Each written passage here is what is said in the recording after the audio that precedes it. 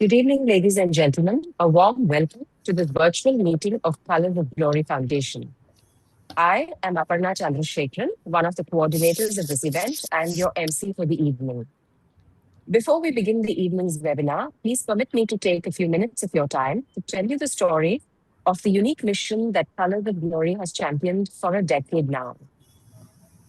India is home to countless organizations dedicated to celebrating its heritage across art, literature, architecture, and more. Yet, curiously, one vital strand of that heritage has long remained underrepresented, that is warfare. This is despite India's rich and storied military past. It was this striking gap that prompted a group of armed forces veterans to launch a unique initiative in Chennai in 2016, the Colors of Glory Foundation, the first organization of its kind in the country devoted to promoting awareness of India's military heritage. The foundation found early encouragement in the late Mr. S. Muthaya, a celebrated chronicler of Madras, who readily lent his support as a founding trustee. With his association, yet another first was added to the legacy of Madras, that is Chennai.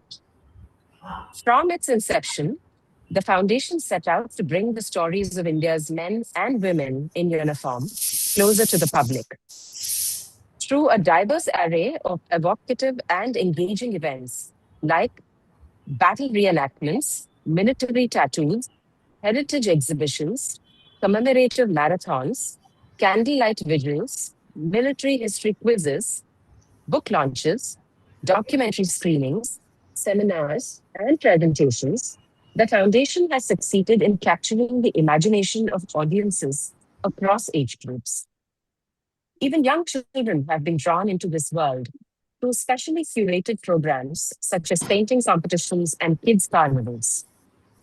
Notably, the Foundation pioneered the concept of battle reenactments in India, staging compelling recreations of the Battle of Adyar, the Battle of Kalachal, and the Battle of Haifa.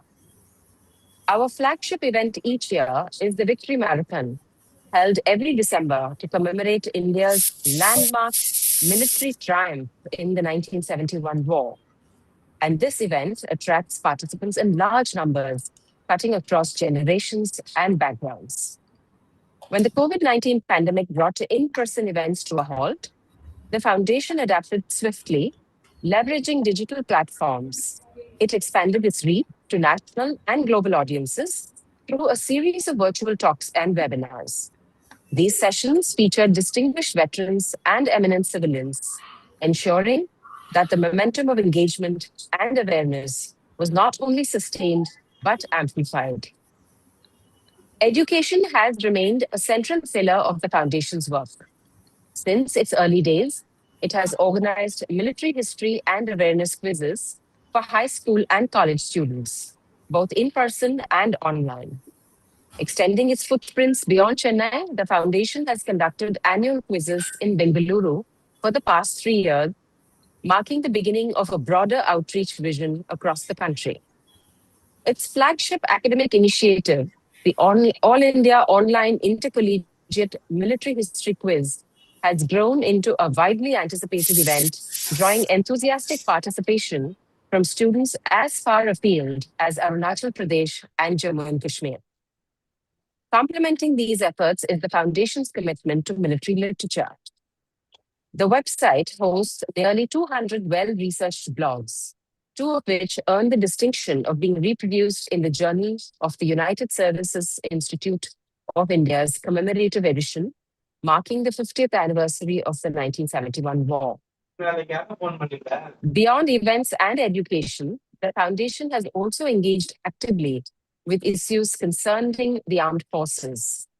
Among its most notable campaigns were the sustained effort to discourage the use of the term martyr for soldiers killed in action on the grounds of its religious connotations.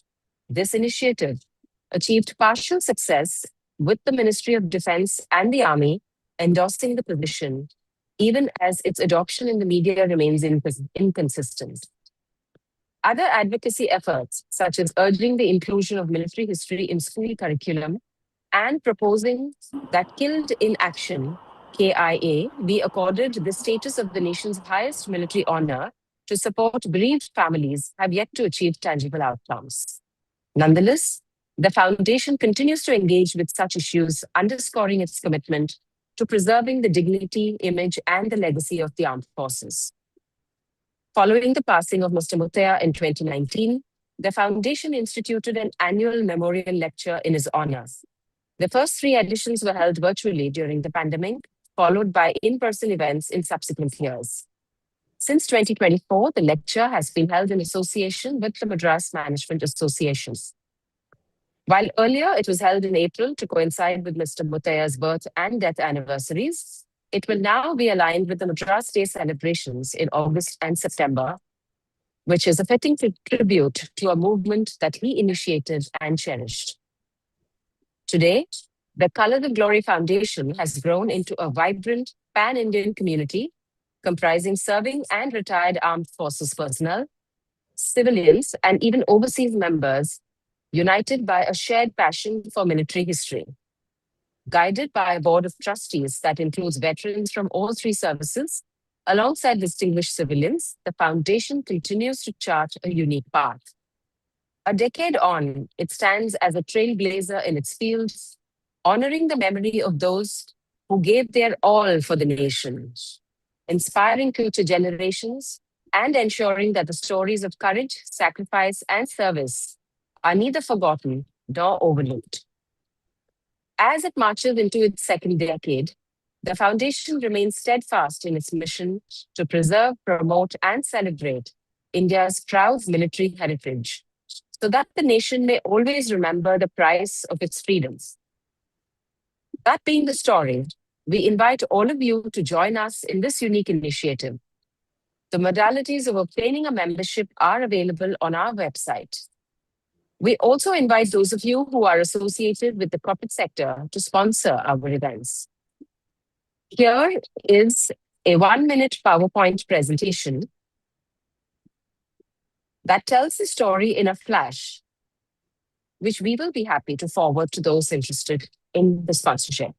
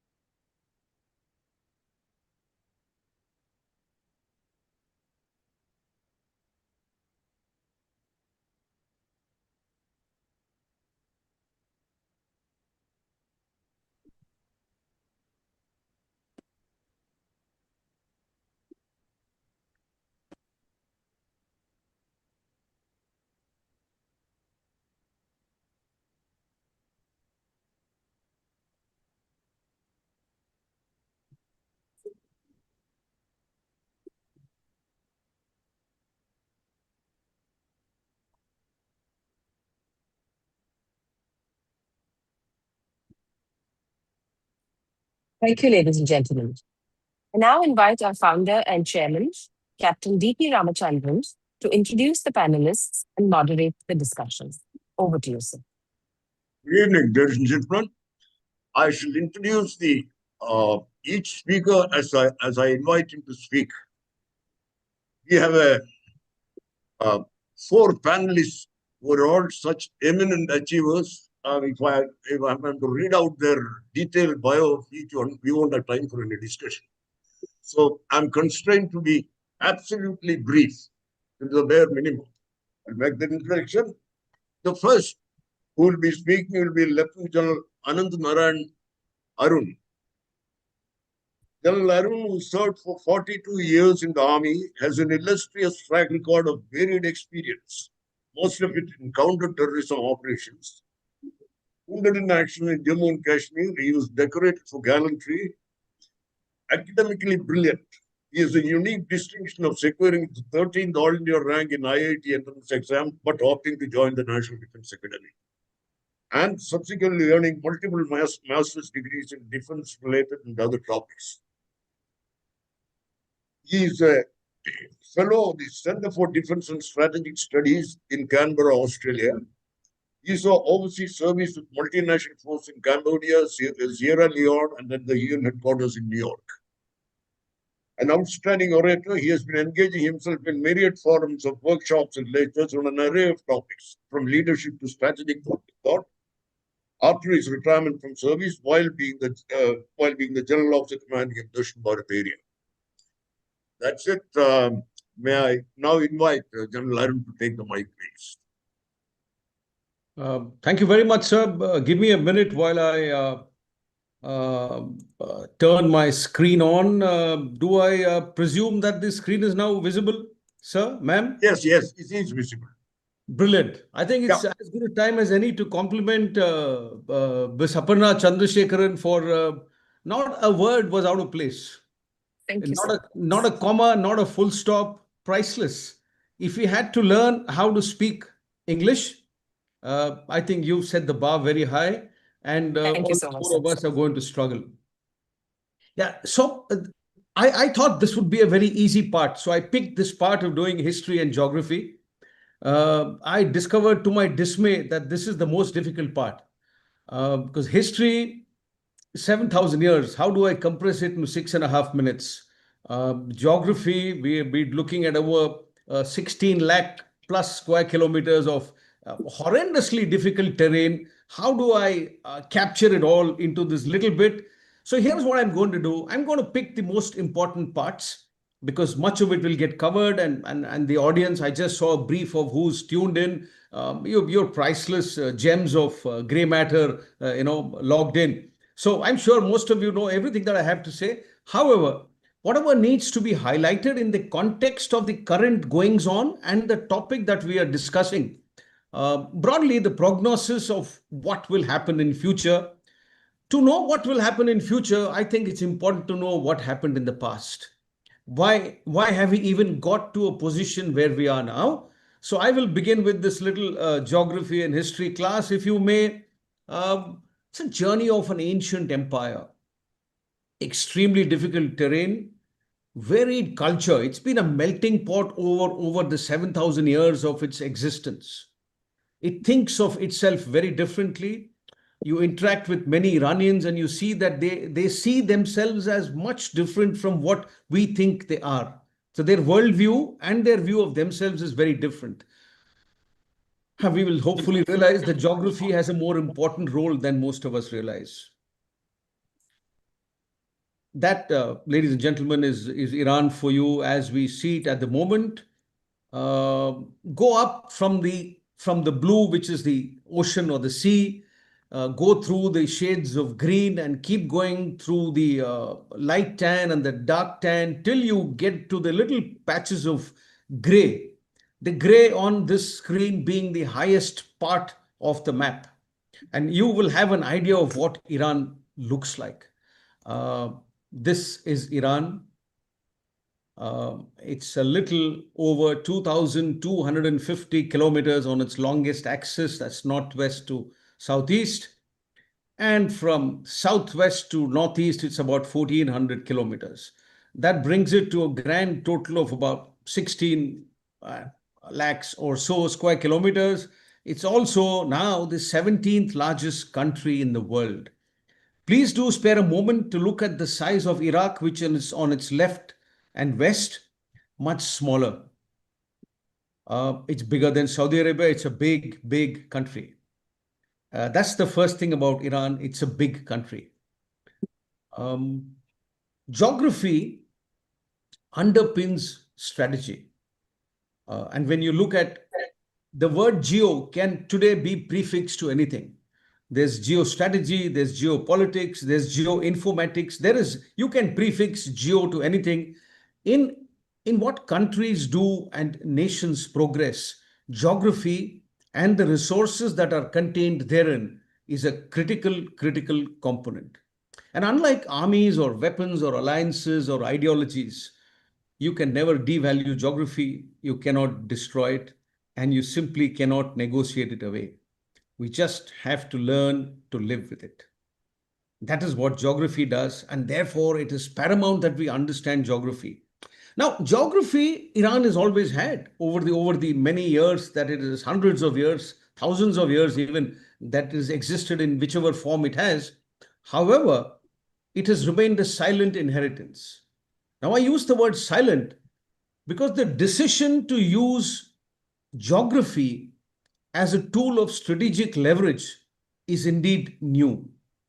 And I dare say that this has been forced on Iran by the goings on of the last year, when the joint efforts of the United States and the Israel in taking out Iran's nuclear capability was affected. That is when Iran discovered that geography can now also be used as a strategic tool, something which has not been done before in modern times, and something which has now been done to great effect. So much so that Colors of Glory Foundation in the topic has inserted the word Hormuz. That is how important the role geography is now beginning to play, and we have realized it. Let's look at briefly where Iran stands generally in the world. And I'll pause for a second for everybody to grasp the location of Iran. And I will describe it briefly in the next slide. It's been called as sitting at the crossroads, at the confluence of multiple journeys and cultures. And you can see why it's been referred to as such. Let's look at it very briefly. Go northwards into the Central Asian republics, and then rise into the belly of the Russian landmass. From the Russian landmass, you can move eastwards into China, into North Korea even, which is also connected by train.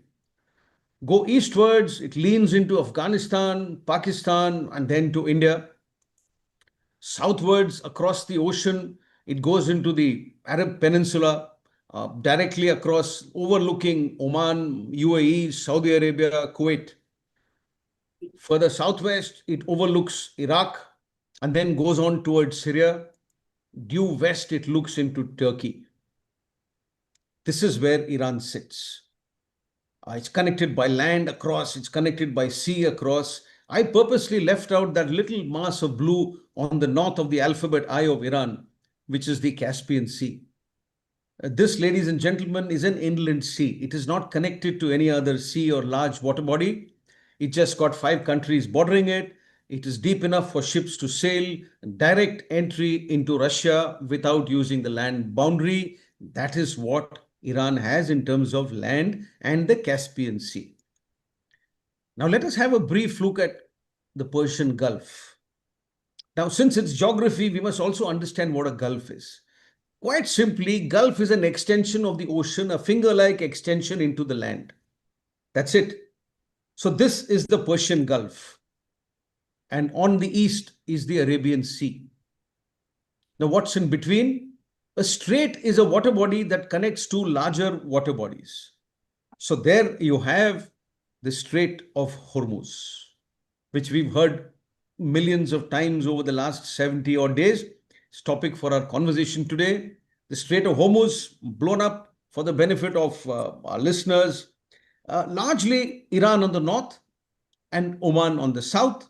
Of course, there is a boundary of the United Arab Emirates, both on the eastern side and on the western side.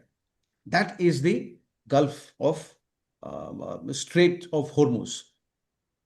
At its longest, it's about 167 kilometers long. I mean, depends on where you measure it from and to. And at its narrowest, it's a mere 33 kilometers. And 33 kilometers, General Shankar will wholeheartedly agree with me, is something which a peanut shooter in the artillery today can handle. We're looking at artillery firing over, many more times the range. That is 33 kilometers. It's the widest. And 96 kilometers at extended stretches. What makes it more difficult is the water channel available for the use by giant super tankers is a mere 6 kilometers in between. 3 kilometers one way, 3 kilometers another way. So 6 kilometers of this channel is all that Iran or any other country needs to dominate to disrupt the shipping movement across the strait. And all of us know it is a little over 20% of the global crude and petroleum and gas trade. 1/5. We can see the effect it is having on the countries which use crude and gas from here, including our own. We've seen from Australia down to the islands in the Pacific, down to East Asia, and more recently, we're paying 3 rupees more for petrol and even 2 rupees more for milk. That is the effect. If this continues, it will be enormous. Another view of the Strait of Hormuz. Now let's look at how the terrain within Iran is.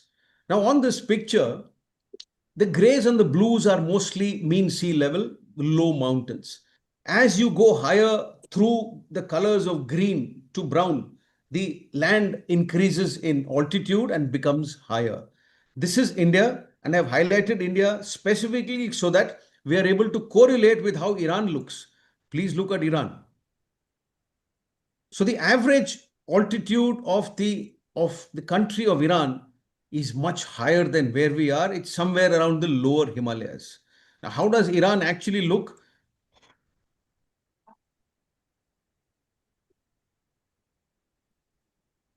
Nearly 1,800 kilometers wide and 1,650 kilometers deep, Iran is not just vast, it's naturally fortified.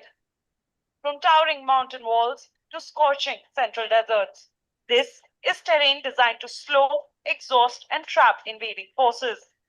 At the heart of Iran's defense, two massive natural barriers.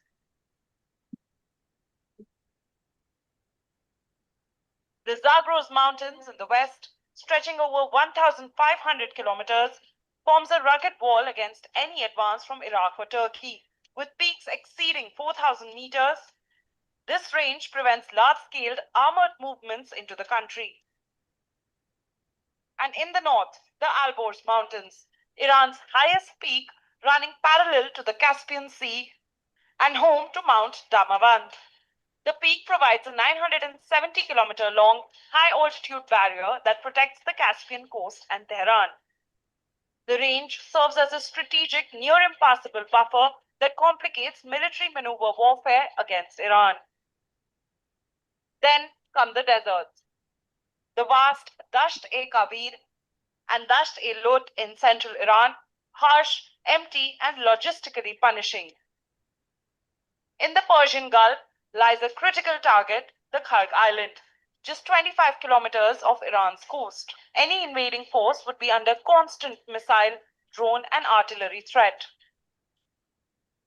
Further south, near the Strait of Hormuz, the islands of Abu Musa, Greater Tum, and Lesser Tum, along with Keshem, Hormuz, and Larak, form a chokehold over one of the world's busiest oil routes. Control these, and you control the flow of global energy. From mountains that block, to deserts that drain, to islands that choke global oil routes. Iran's geography isn't just terrain, it is their weapon. And that weapon is indeed what has come to fore now, and it's causing all of us grief. Let's move on very briefly to history. From the 7th century BC, Iran has moved forward, and it's been a pioneer in the arts, in writing, in agriculture, urbanization, governance, even agriculture. And it's been through multiple generations of rulers, shifting from the Sasanian down to the Islamic Golden Age. However, the Persian culture, which originated in Persia as it was then known, has seamlessly ചൂടില്ലല്ലേ? integrated into what was the Iranian culture. Phase 1, phase 2, phase 3, the period of Iranian Renaissance have all manifested and are reflected today in the modern Iranians' thinking and indeed their form of governance. And this has shaped their identity and fuels a very, very deep sense of nationalism. For Iran and Iranians in general, don't just see themselves as a big country in West Asia, they see themselves as a historical great power. And that is the position from which they normally like to negotiate. I will not go back into ancient history, but we start from the 1920s or so, which is after World War I. Reza Khan seized power and the Pahlavi dynasty came into being. Iran became the official name in 1935. The period World War II saw a very complex arrangement. The Germans were there in Iran for some time. The Russians and the British were involved in in Iran for some time because they were afraid for the security of their oil wells, which they used to take oil from. It was at this point in time when the Iranians actually sought the help of the Americans. So that is their history. Somewhere in 51 to 53, Iran nationalized oil. The very popular Prime Minister of Iran was overthrown in a coup which was ostensibly backed by the Americans and the British. And the Shah's authority was reinstated. What followed was a white revolution, modernized revolution of land reform, and this alienated a large number of local Iranian people. Cut through to 79, which is a significant year, where the Islamic Revolution came about. 1978, because of what the Shah did or the manner in which Iran was governed, led to the rise of Islamization of Iran and consequent to mass demonstrations. The Shah was forced into exile in the January of 1979. In the February, the Ayatollah Khomeini returned and became the revolution's supreme leader, a post that is continuing to date. Somewhere around April 1979, the Islamic Republic of Iran was proclaimed following a national referendum. And in November 79 was the critical event which still has not been forgotten by all of the United States and by all of Iran, indeed, which is the seize of the American embassy and the detention of 52 odd Americans for a period of over 440 days, 444 to be precise. This is a hallmark, significant event in the relationship between the Iranians and the Americans. Then, of course, was the 8-year-long Iran-Iraq war when Saddam Hussein invaded Iran in 1980, ostensibly with Western support and encouragement. 500,000 people died. Nothing was gained. No territory was also traded. It devastated both the countries. However, Iran learned one significant lesson. First one is that it confirmed Iran's belief that it could only rely on itself. We now refer to this as Atmanirbharta, self-reliance. The second thing they realized is that in the terms of a conventional defense or an offense, they will always never be good enough. And therefore, the reliance on proxies to carry out their bidding, missile capability, drones, of course, came much later. Now, they developed proxies in multiple countries, and you can see from right to left on your screen, Syria with the then power. Then, of course, Yemen, Lebanon, and Iraq. The most significant of these currently are in Yemen, and who hold the ability to disrupt the other strait, which is southwest of Yemen, the Bab el Mandab, where another 18 or 19% of the world's energy flows through. And this is also one of their more effective proxies as we see today. From around the 90s to now, Iran has navigated multiple modern challenges, most of which come with modernization of humankind in general, which include leadership, foreign policy, internal unrest, the Khomeini's death in 1989. They've had to balance the ideology of the revolution with the requirement of people to develop. Then they did not take a side. They were neither east-leaning nor west-leaning. They kept Iran first and self-reliance as their policy for quite some time now. And for the last about 35 odd years, they've been facing very, very severe sanctions from almost all of the developed world. Internal pressures, economic hardships, youth, the crash of their currency, poor hospital management, infrastructure creaking, all of these have affected how Iran has grown.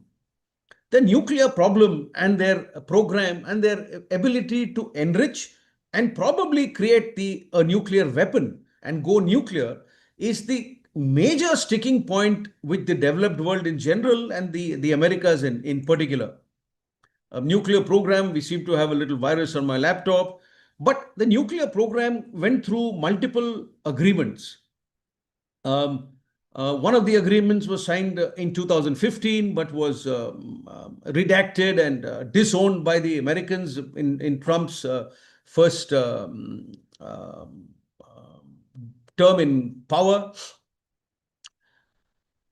It has caused this problem now. That is today. Tomorrow, it's the major talking point in any ceasefire that is built to last. There are merely 2 points at this moment. The first major sticking point will be the nuclear way. The second one will probably be the free passage of ships and surface craft in the Straits of Hormuz. The third one, smaller one, may be the power exerted by the proxies. Just a brief on the US-Iranian relationship, because the conflict in a generic sense is between the US and Israel on one side and Iran on the other side. Ironically, in the period between 41 and 53, Iran sought the help of the US as a friend and a protector. The Shah actually wooed the United States to attract it to a closer relationship. Between the 53 and the 60s, when the Shah returned to the throne as a result of a coup, Iran was significantly dependent on the US, on protection, support, and aid. American missionaries, trade history. But the US was always the senior partner. Come the late 70s, oil became a major currency. And the oil-producing countries and OPEC in general became wealthier and wealthier. The Shah was now stable and wealthier and more adept at handling his foreign relations, wanted a bit of freedom from the American relationship. At the same time, his own lifestyle and expenditure pattern made him an easy target for the Islamic revolution which was brewing. And then, of course, in 79, the revolution happened and their embassy was laid siege to. And since then, the US and Iran have been adversaries with absolutely no direct political or diplomatic relations at all. We can see the same thing on a screen. Chronologically, I've brought it back to as far close as 2020 with the assassination of Soleimani, and maximum pressure is being attempted to be exerted at multiple events. However, each event has only succeeded in compounding the next event. Now, this has led to a cycle out of which no easy exit seems to be visible. But how's Iran's enduring worldview through all of this? What has this little slice of history, which I've tried to explain, and the geography which we discussed earlier, how has this created a worldview? First is there is a deep commitment to autonomy. 35 or 40 years of sanctions have built within the country an enormous capacity to endure external pressure and pain. We have seen the damage that has been caused to Iran both in the last year, the 12-day missile and weapon strikes, airstrikes, and now in the first 2 months of this conflict. But there doesn't seem to be a sign of the population yielding or pressurizing the local government. The other thing is this constant historical insecurity. This is something I didn't speak about, but historically, Iran has been subjected, like many others, multiple invasions. Multiple foreign cultures have tried to come into Iran. More recently, at many stages during mediation, the Iranians claimed that they were on the verge of a treaty or an agreement being signed. And at that verge of the treaty, they were attacked and major destruction was caused. This has led to a lack of trust. Therefore, there is great vigilance and suspicion of foreign intent. These two aspects build Iran's worldview and have come directly from the geography and their history. This is now, it seems like I don't even know which language this is, but that doesn't matter. Iran today stands at the crossroads of both history and geopolitics. It's a nation shaped by history, defined by geography. To solve a problem, we need to understand history, geography, must address the policy, the public memory of the people, the cultural identity of the region that we are looking to operate in, and indeed, what is an acceptable win situation for everybody involved. Ladies and gentlemen, we can only ignore geography and history at our own peril. Thank you very much. Sir, thank you. Thank you, General Arun.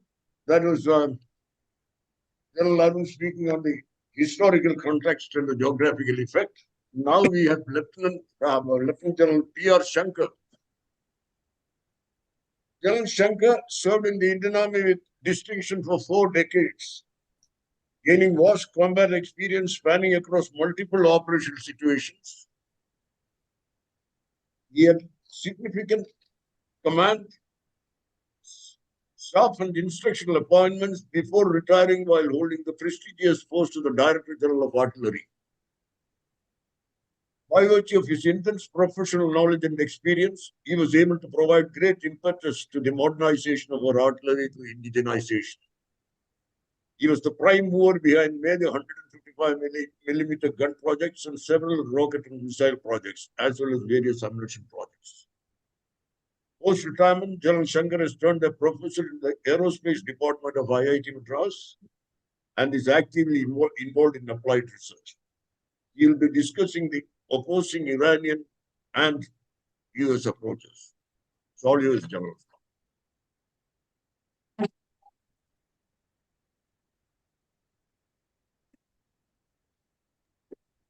Yeah, thanks a lot, sir, and thanks a lot to Captain Ramchandran, and thanks a lot to the Colors of Glory for calling me over once again. You just heard General Arun give a excellent talk on the history of Iran and how it matters. So I'll fast forward that and come to the present problem. What is the crux of the problem? Why are Iran and USA fighting? And if you understand that, and the rest, everything will flow. US and Iran are fighting. Their story goes back to 1979, where Ayatollah Khomeini was or rather created a revolution. When he created a revolution, he threw the Americans out. Now, interestingly, it was the Americans and the French who brought Ayatollah Khomeini back from France. Right? That's the funny thing about history.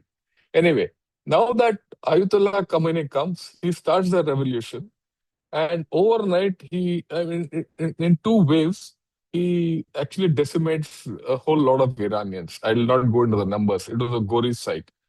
And he threw all Americans away. And then, of course, the American embassy and its staff were captured and kept for the number of days which was shown earlier.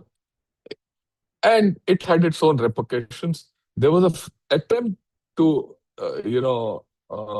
rescue these people, which failed rescue and everything.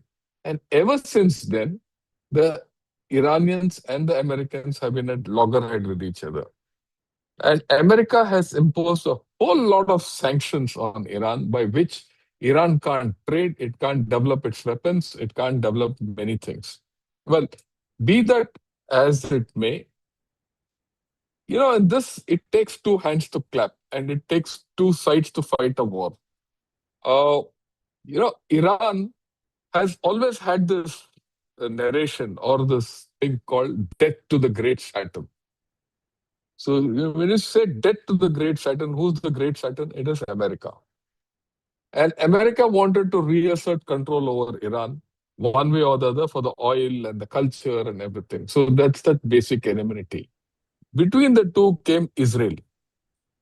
Now, interestingly, again, before 79, the Shah of Iran and Israel wanted to be friends. In fact, they wanted to have a pipeline around the Arabian Peninsula. And they had almost gone there. But in comes Ayatollah Khomeini, and he stops everything. And it was around this time, you go back to the Camp David agreement, the problem between the Arabs and the Israelis started going out. The Palestinian problem was to be settled. Then you come to all the Oslo Accords and all that.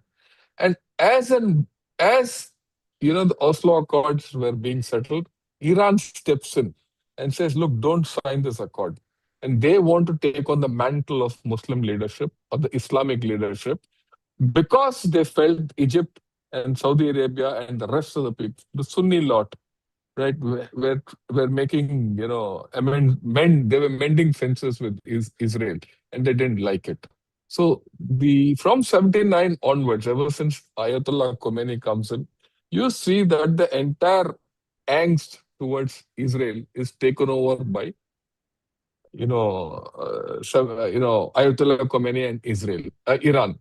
And from then you see the development of these proxies, because Iran, by virtue of sanctions, by virtue of the fact that it couldn't have aircraft, it couldn't have many technologies and everything, you see that Iran has developed its proxies to spread its power across the Arabian Peninsula and in West Asia. And it develops Hezbollah in Lebanon, it develops the Houthis in Yemen, and of course, it develops Hamas in Gaza, and it develops Shia militias after Iraq. Interestingly, why did the Shia militias come up? It goes back to the history. I'm taking off a little from what General Arun said. The present war has actually roots there also.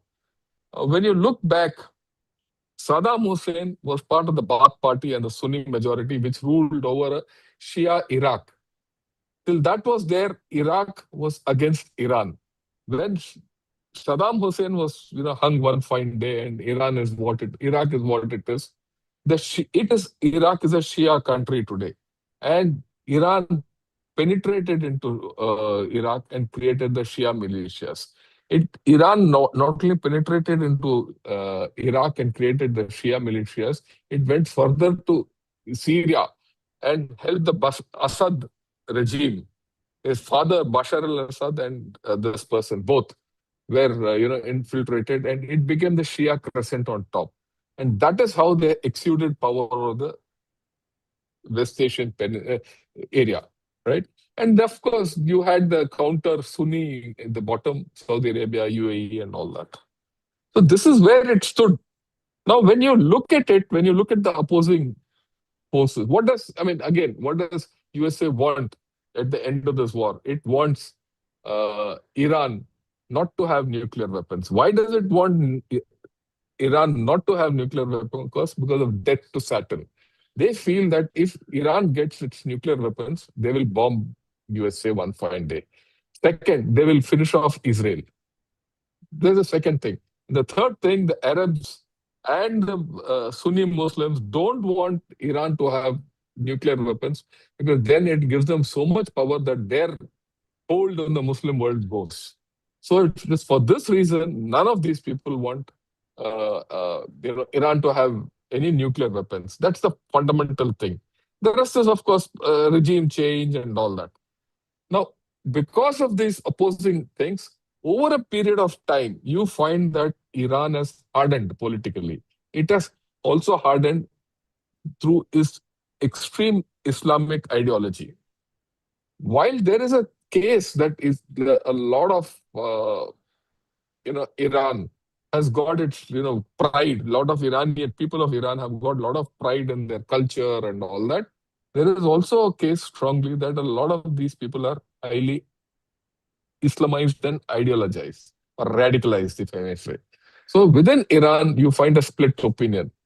And there are Iran in the past 5 to 10 years, maybe, you see a whole lot of eruptions coming in, where a lot of uh, killings have taken place. The regime itself has killed its own people. If you look at it, just in the past 4 months, the regime has killed more people than they have been killed in the war. So when we talk of Iran, first and foremost, we shouldn't eulogize it. The current Iran is far different from the historic Iran. Okay. And I don't think in the current state where it is today politically, with no head, with no government, with only a radical outfit running the whole show. And there's a clear rift between what is happening within Iran in terms of its politics and its military. Iran should have nuclear weapons. I mean, I'm of that view. We can discuss it in question answer form. On the other hand, USA is an out of continent power, which is not even out of area power. It's an offshore power. It's an out of continent power coming and trying to get its hold here and extend its hold to Iran. But having said that, USA has always been here. It has always supported the Saudi regime. It has always supported the UAE regimes. It has always supported the sheikdoms of Kuwait, Bahrain, and Qatar, and all these.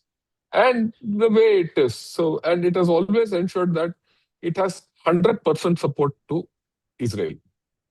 Right.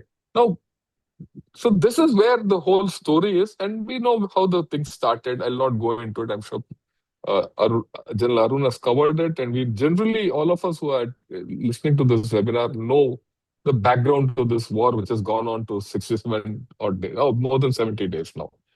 Now let's see how the opposing forces have come in and what's the approaches to this whole story. And right, USA simply wants Iran's regime change, nuclear weapons out, and its proxies destroyed. As simple as that, if you put it in 3 terms, right?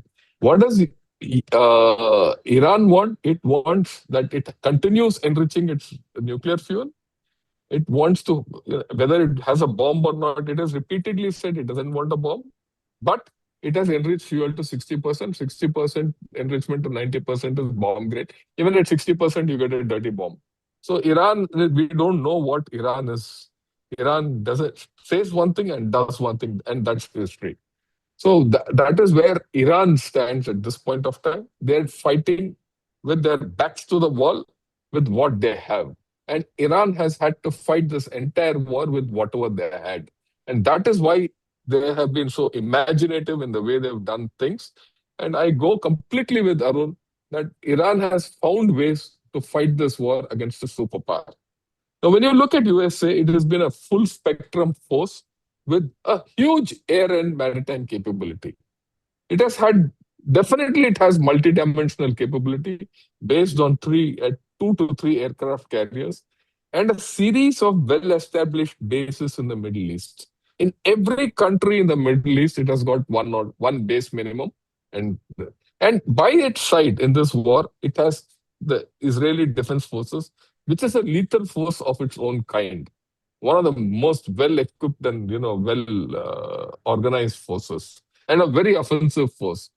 And overall, this package of USA come Israel is really quite a military force. Very importantly, it also had a very good air defense, a well-knit air defense to help, or rather to protect, or supposed to protect the sheikdoms and emirates and the sheikhs of the Middle East, as also its own bases. And coming into this war, USA had the tailwind of success in Venezuela, because just 2 months before that, we know that tremendous operation, or the successful operation which US forces did on Venezuela. Within a matter of a couple of hours, Maduro was whisked away. And Venezuela, the whole story turned over. And largely the US approach to this was Venezuelan in nature. They thought, right? I mean, one doesn't know things will come out as we go along.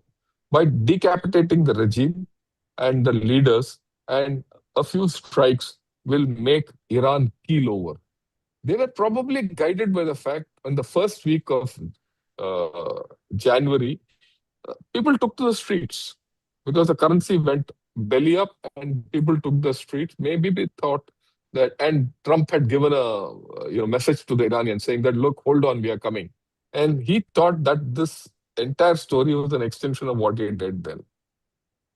But as we all now know, that is a mistaken thing. One of the things when you look at the US approach to how to conduct this war, it is very clear. They wanted a non-contact warfare where they could overthrow the regime. They never imagined, even now, they're never looking at putting boots on ground. And hence, from the beginning to now, they have lagged the ground components, whether it's the army or the marines. Now let's look at Iran. Iran, because they were always under sanctions not to have any aircraft, and they had some old aircraft, that's about all. And what little aircraft now we know they have whisked away to Pakistan. And that's a different story altogether when you talk of it. Iran has been a missile and a drone-based force. And it's got a tremendous amount of missiles it always had, largely by missile power they got through proliferation from North Korea, China, and Pakistan. And then, of course, the Iranians are pretty intelligent in their own way, and they've developed their own thing, like what General Arun said, Atmanirbhar. I would call it Atma Iran, and they did what they had to do. But very revolutionary, they created this Shahid drone, which they started exporting to Russia in volumes. And from that, they got the battle experience. And then they had the help of China for parts. But when you go into details, contrary to what people say, I don't think the Chinese played a great hand in whatever Iran is doing at this point of time. In fact, whatever Iran has done has gone against the Chinese interest in the larger thing. And the Chinese themselves are in pain for this. But they had the strategic partnership with China, through which, and they had this relationship with Russia from a long time. The result of this, they've always had good intelligence and space assistance from both these countries, China and Russia, right? And they were well entrenched. Had dug in deep. And you see, this whole business of tunnels and all that is a philosophy which they have started and they've exported it to Hamas, and probably some they learned from Hamas and got it back. Hamas, Hezbollah, Iran, all three of them are tunnel-based forces. And it is only now people are realizing how difficult it is to get these people out of the tunnels. And they have always prepared for the longer war. Right? They knew at some point of time they have to fight with their backs to the thing. Okay. Now, as far as USA goes, when you come to the execution part, you will see that USA hoped for a quick victory following a decapitation of the leadership, which didn't happen. Then they carried out systemic degradation through their air power. Right? They destroyed Iran's military, whatever they could see. There's a whole lot of things which they can't see, and it's still there. As per the latest report, Iran still has about 70% of its missile power. That's how it is. But a lot of Iranian military and industrial infrastructure has been taken out, and a whole lot of other infrastructure, roads and other assets have been razed to the ground. If nothing, Israel has set Iran back by a minimum of 2 decades. They are also, by the end of this war, if the war goes on the way it is, you will see that the Iranian oil production capability also would have gone back. And Iran will not be a rich nation for a long time. Okay. Now, USA opted for a non-contact approach and completely avoided boots on ground. And that probably is one of the problems which USA has had. And that is one of the reasons why USA has not been able to, wrap up this whole operation by now. Because they never had any concept of going on ground. It was not necessary for them to go and capture Iran. but certain boots on ground to capture those key places to control the Strait of Hormuz would have got them victory. This is my own view on their lap. Even now, if they do that, they have a way ahead. But that's that can always be debated. Right now, as it emerges, the air defense system of USA could not cope with the Iranian missiles. Now, this is very funny. I'll tell you why. Because the first time the air defense of USA failed was not now. It failed in 2019 when the Houthis attacked the Aramco and the Quraysh, the Aramco airfields in Saudi Arabia at Quraysh and Abu Dhabi. That was, I think, on 14 September 2019. The Houthis could defeat the US air defenses, right? It's very funny that after 6 years, the Americans were so confident that they'll be able to handle the air defenses and what the missile power of Iran, that they left it open. Not only that, the second lesson they learned was in the 12-day war last year, when Israel got hammered quite a bit. So the approach, as far as air defense was concerned from the USA, was, if I may say, simplistically put, was one of overconfidence. Now, when you look at the Iranian side, how did they approach? They said, look, we don't have any kind of defense against America. They accepted the fact that they're going to take damage, but they were very clear that they will be completely offensive in nature. This is unique. Here is a country which doesn't defend itself. What little defense it had, it was banking on the Chinese defense systems. Probably they knew after what happened in Venezuela that the same Chinese defenses will get defeated overnight. Right? I'm sure the Iranians were smart enough for that. And then they have prepared to ensure that they'll go completely on the offensive. This is unique. And it will take a lot of study on all our parts as military professionals to digest this fact. And how you have to hold a country taking so much beating. How do you hold a country politically and sociologically to continue with this war? And to the extent and continue talking. That's how they had. They've relied on retaliatory military and drone attacks, which caused extensive damage. The damage was not physical as much as political. While USA was doing vertical escalation of this battle, Iran was doing horizontal political escalation of the battle. They carried the battle to the Gulf states. And the Gulf states have been drawn into the battle to the extent now the Gulf states are questioning, why did USA start this war? At one level. At another level, they're saying, USA having started this war, you must finish off Iran. If you don't finish off Iran, you leave us with a political problem. So the Iranian approach is more political in nature. Their military has been used more politically. And this is the second great lesson I think I have learned in this whole story. And the third thing is the way they closed the Strait of Hormuz. It was there for everyone to see. They knew it. One fine day they closed it, and so far no one has been able to open it. That is where they've used geography. And that entire story, I take it as a continuation of what General Arun said. Iran cannot be invaded because of its rough terrain. You go to our sub-Himalayan, I would say sub-altitude Himalayas or the foothills of Himalayas, the most difficult terrain to conduct operations because everything has to be done on foot. And the weather is so bad with some, deserts thrown in, it's horrible. It was not up to, America to do anything of that kind, invade Iran.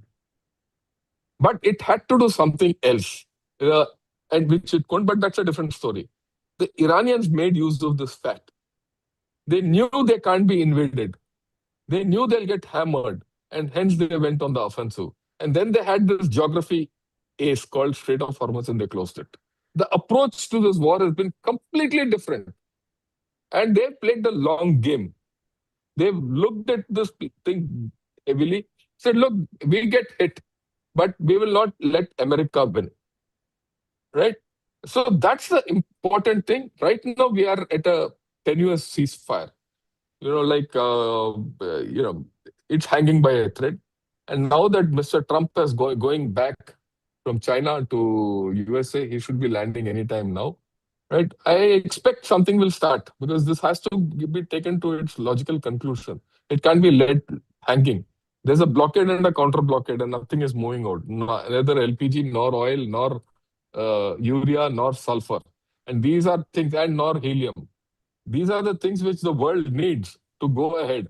For example, no helium, China can't make semiconductors. It's where it is. Now, finally, where does it hang today? What does USA want today? They want no nuclear weapons, no nuclear enrichment, and they don't want nuclear enrichment for the next 20 years, right? They want no help to proxies, and they want Iran to open up the Strait of Hormuz. Where does Iran stand today? And what is their thing? They are they talk of no nuclear weapons, but there's an ambiguity in the whole story, right? And they feel that nuclear enrichment, is their sovereign right. They want USA to lift the blockade before they continue to talk. The Strait of Hormuz they want under their control hereafter. They already published that it doesn't matter whether it's Iranian Oman territory or not. That whole Strait of Hormuz from our shore to the Oman shore and the UAE shore is ours. We will control who it is. And they're exercising sovereignty over that entire area, which is not acceptable to the world. But they're doing it. That's how it is. And they're very silent on proxies. At no stage they have said, we're going to leave the proxies. So their approach is continue with the proxies. And you see that effect in Lebanon, where Israel and Hezbollah have been fighting a war. And that war is quite pitched. One thought the Hezbollah had finished off, but they've been revived completely. And which goes back to the first thing, radicalism and Islamization. The combination of Islamization and radicalism is pretty heady. And one has to be very clear about it. And they want to continue to prolong negotiations. If you heard Mr. Arakchi speaking yesterday, he said these negotiations will be long and there's no way we can shorten it because we cannot trust USA. So at the end, what will I say? The approach to everything might be anything, but there's a complete lack of trust. With this, I'll finish now. Thanks a lot, sir. Back to you. Thank you very much, Shankar. That was on the actual situation there. Now we have our next speaker is Commodore R.S. Watson, a veteran of the 1971 war and the IPKF operations in Sri Lanka. Commodore Watson saw 34 years of distinguished service in the Indian Navy when he served as an inspector of the Naval War College, as well as the Chief of Staff, Southern Naval Command. At the time of his retirement, he was the regional commander, Indian Coast Guard East.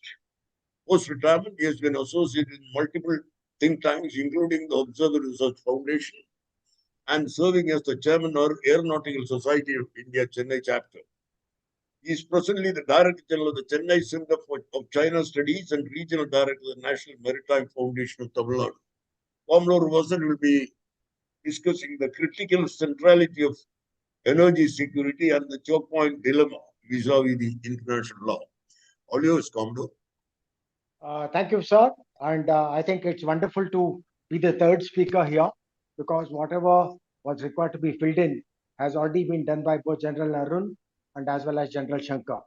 Because the important point that was brought out by General Arun about history and geography is what is on the slide. Because it's geography that Iran is using today to wage its war. And it has really been extremely innovative in the way it has tried to use this narrow stretch of 33 kilometers that was brought out even by General Arun.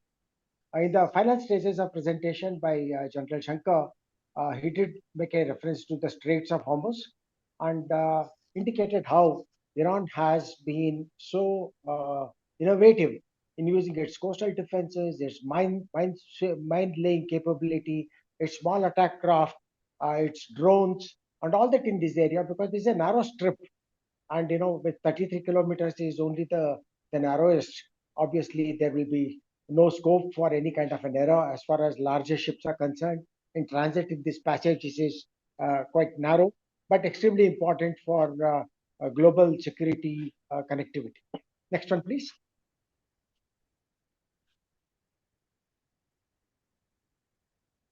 Yeah, this has already been brought out by all of you, but just to recap, This is it. It's in public domain.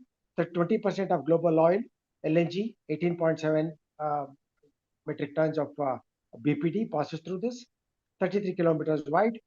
US-Iran standoff, as General Shankar also brought out, is not no end in sight. Let's see what happens after Trump returns. As far as we are concerned, we are the worst hit along with China. 50% of oil imports, 80% of import dependence is already there. Iran UAE dispute blocked BRICS FM statement. You remember that it happened just 2 days ago, and there was no joint statement. All that there was a statement by the chair, because the presence of Iran on one side and UAE on the other side, the warring factions, is something that prevented any kind of a joint statement to be made out. So luckily for us, we are amongst one of the countries, 5 countries, which have been allowed passage. Some 13 ships have already passed through. That's not very encouraging, because there are something like 20 to 22 ships on the other side waiting to be cleared, and some 15 to 20,000 seafarers are there. This is the criticality of the Straits of Hormuz, of how it has brought so much of pain and anguish to all the countries here. And also there was this report 2 days ago about attack on an Indian dhow. So these are collateral damages that will take place, most totally avoidable because of the kind of information networks that are there. But we have the situation, and there was also reports of some of the Indian tankers being coming under fire, and so this is what we are worried about. Next, please. So what is the legal status? This is something which is very important for us. There is so much in the United Nations Convention on Laws of the Seas. This is a document that was brought out in 1982. It still has, by and large, stood the test of time. But there are many failures and loopholes in the provision of UNCLOS. The one which is relevant to Strait of Hormuz is Article 37 to 44.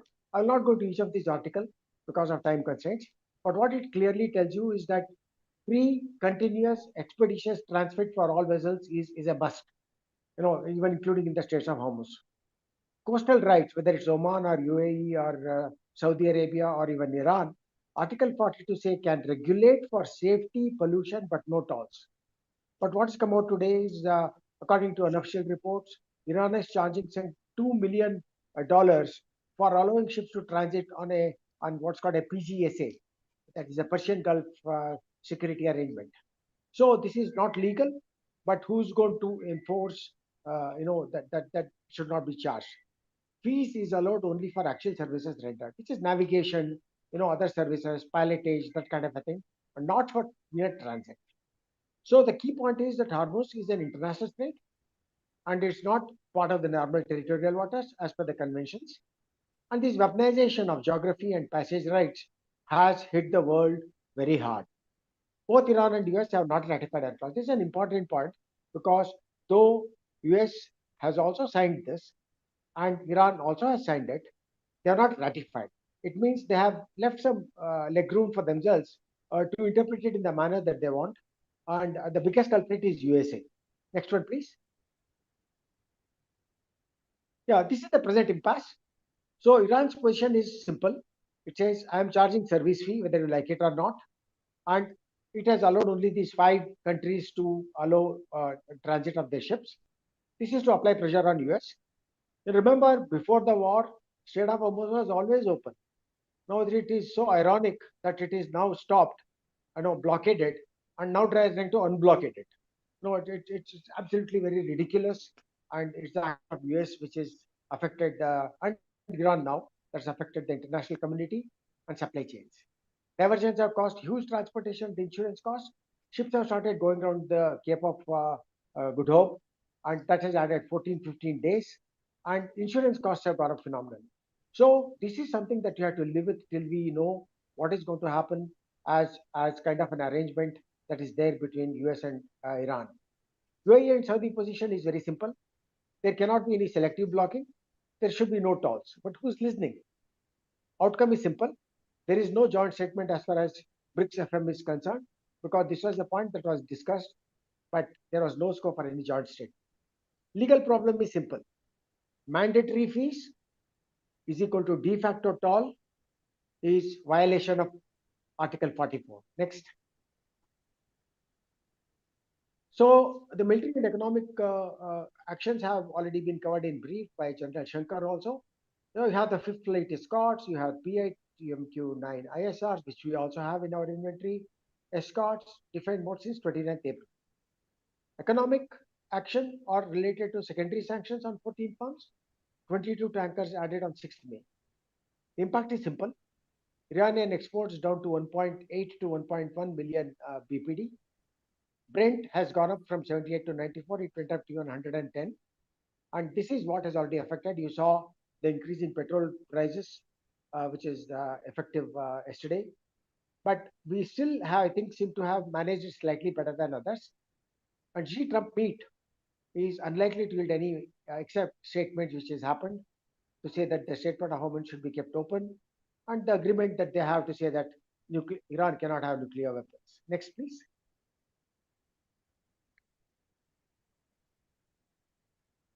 Yeah, this is the most important slide as far as I am concerned, because this is not discussed much in the open domain. It's there. It's not that it's not there. It's not something new that I'm bringing out.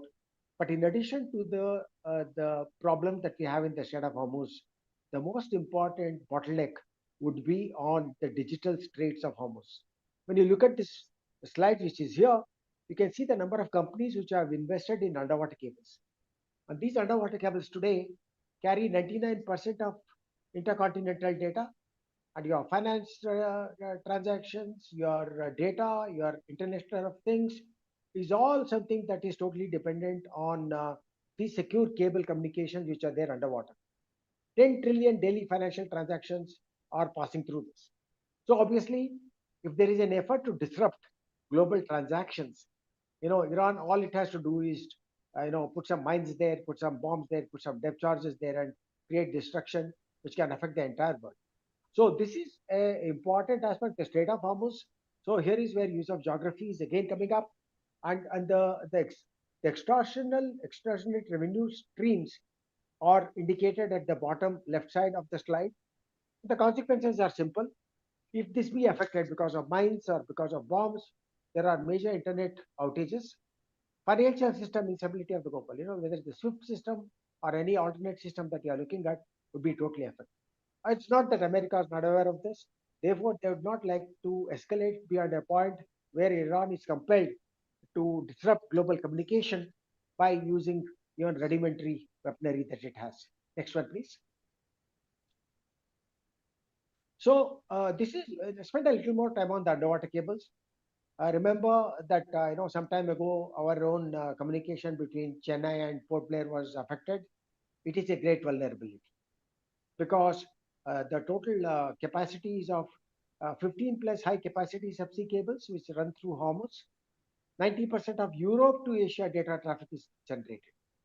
The vulnerability is because of shallow depths, and these are easy targets for sabotage, for mining, for cutting.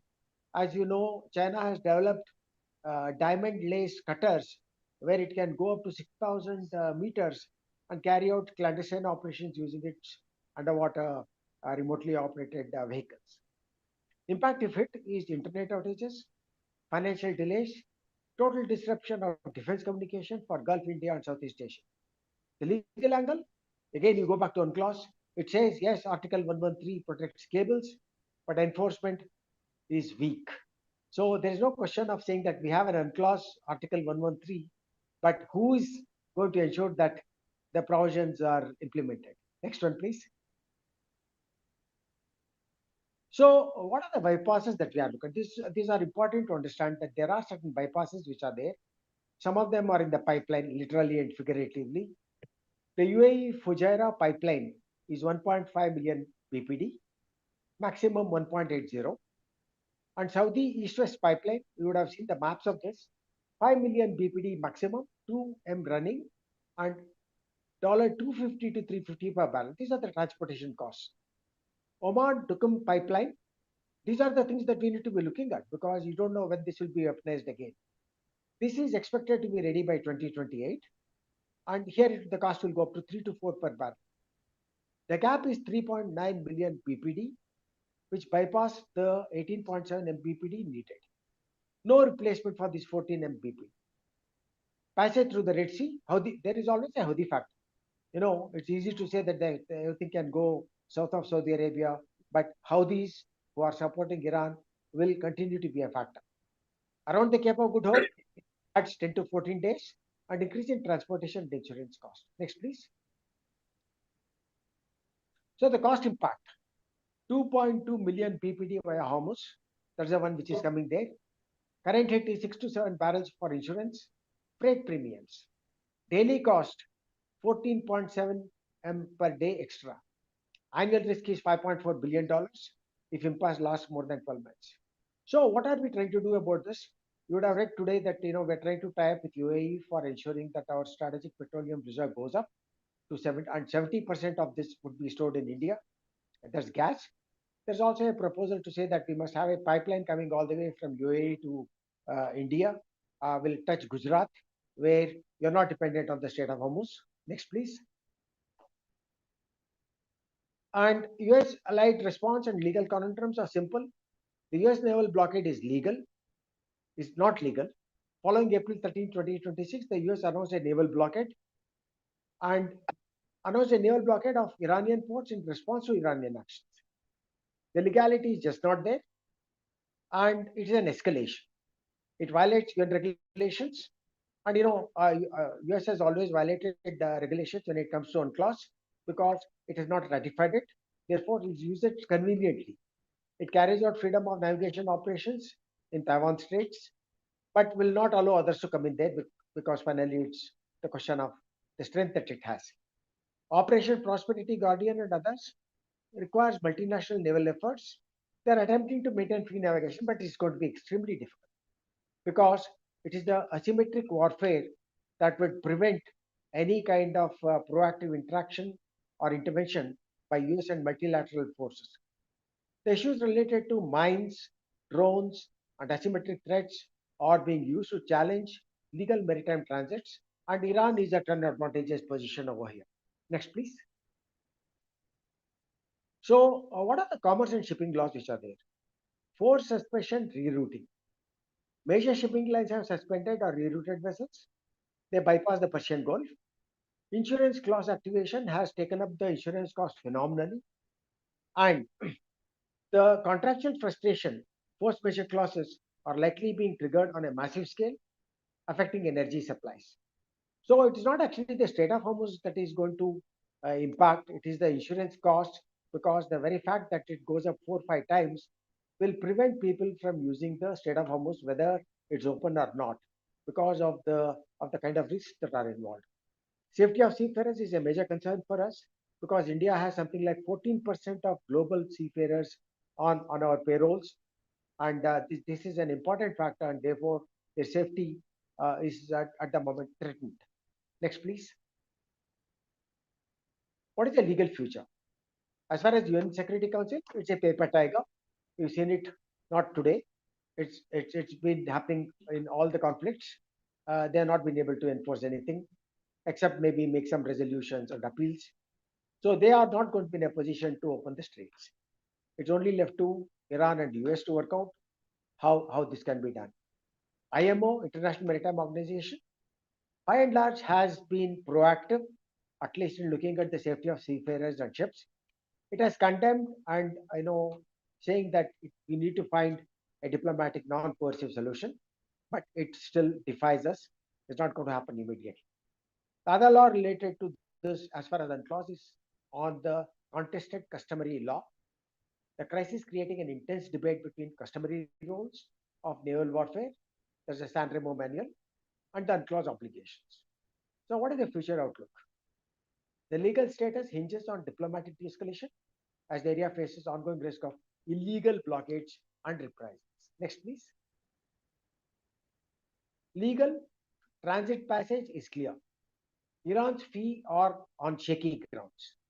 Might is right is what we have seen everywhere, whether it's Venezuela or over here. So both the warring factions are not ratified on clause. It makes it easier for them to engage on their own terms. US can manage risk as far as military is concerned, but it's at a disadvantage because of geography. And as General Shankar brought out, if 70% of the missiles are still intact, US will have to think twice before opening up another war front. And unless there are boots on the ground, I don't think it will achieve its objective. And that's going to be the most challenging because of the terrain, as was highlighted by both the generals, and also because of the fact that they are ready for such a prolonged war out there. Subsea cables, in my assessment, is the most important, and it's a new escalation vector beyond oil. For India, diplomacy, dialogue, diversification, cable redundancy is the viable path. Failure to enforce that, there is nothing we can do. Next, please. Right. What is the way ahead? Short term is simple. As far as India is concerned, the Indian Navy is fully committed to escorting our vessels. They're doing that regularly. IMO mediated free structures under Article 42. In the medium term, fund pipeline expansion that will take at least 5-10 years. Back Oman, Dukum, hardened cable protection. Long term, diversify crude sources. Apparently, this is something where we done slightly better. Before the war, we had 21 sources from where we are getting our oil and other sources. And now it's gone up to 40, which is very good. We have doubled the diversification of sources, and maybe that is the way ahead. Talk of 40,000 lakh crore gas pipeline to Gujarat, which I mentioned earlier, will have to be accelerated so that you prevent from any kind of future risks. Next, please. That's it from my side. Thank you very much for your attention. Thank you, Commodore. It's been an honor. Now we have next speaker, Air Marshal Matheswaran. Air Marshal Matheswaran is a veteran fighter pilot, the Indian Air Force, who had 39 years of illustrious service and 3,000 hours of flying behind him. An accomplished test pilot, he held several significant appointments before retiring in 2014, while being the Deputy Chief of Integrated Defense Staff.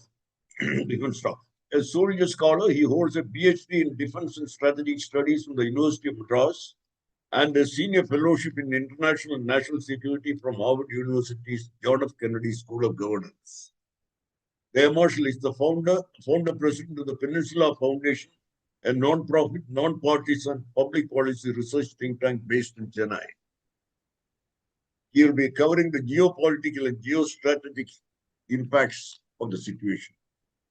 I invite you, Air Marshal. Thank you, sir. Thank you. And thanks to Colors of Glory for this excellent discussion that you organized. The history, geography, and the conflict situations and the maritime issues have been covered in detail. And therefore, let me just get on to the larger dimension of geopolitics. What is the impact of this war on the existing geopolitical environment, and what is the future, what we need to look at? One of the points I would like to mention is that Iran has as General Arun pointed out, apart from its fantastic geography or treacherous geography, whichever way you may like to look at it, a fabulous history, and therefore the Persian civilization and nuance is embedded into whether you call it today as the Islamic Radical Republic, the Persian civilization nuance is embedded into their minds, into their culture very strongly. And that is why you see the whole country getting together despite the differences when they've been attacked. And that we must remember. When in our school days, in the 1960s, in the library, and I'm sure Air Marshal Vartaman may remember, we used to get a small journal called Finding Out. And that was a foreign journal, would recount the histories across the world. And it was fascinating because there was a lot of focus on the eternal battle between the Persians and the Greeks, and of course, Persians and the Romans. So when you go back into research in this particular nature of the people of Persia or Iran, you will realize that the resistance factor is immensely. strongly embedded into their nature. And that plays out into how they planned out of dealing with US. They've expected this attack for a long time, and they've actually prepared for a long time. But let's come back to what did the US attack? And that I think we need to go back to understanding the larger geopolitical dynamics. Around 2008, I'm sure you'll see that video on the YouTube. It's still available. General Clark gives an interview, and he retired as the Supreme Commander of the forces in Europe, NATO forces in Europe. And so he says he went to the Pentagon, and the guy pulls off, here's the various plans, and this is what we're going to be doing. And they started with Iraq in 91, and then, of course, Afghanistan, then Syria, then Libya. And he says the last one is Iran. We're waiting for the opportune moment. So Iran has always been on the target list for the US. And that was all about when is the right time for them to attack. And therefore, contrary to what general perceptions that are being managed to say Israel pulled US into this war, I believe this is a deeper strategy that's been in play. And the deep state has taken the decision to attack Iran, thinking it's the opportune time. And they've been in for a surprise. But why does this happen? So every hegemon, this is a power transition moment for the global history. And the US was the supremely powerful entity that survived the Second World War. While the USSR developed and grew, I think in post-1945, much of the world that we still live in is a construct post-1945. And therefore, the US quite intelligently has managed perceptions over the last 80 years in being painted as a benevolent hegemon. But much of that is getting washed away. And the Cold War was over. Post the Cold War, the neocons took over, and then their approach was, if you study most of their analysis, the study of Roman history is very strongly prevalent in the professional courses in their military. And how the Roman Empire was built up and managed is one of the fascinating influences on American leadership as well. So the neocons took that, Wolfowitz doctrine as they call it, took that and then said we need to use military force to impose our dominance across the world. Don't shy away from using military force.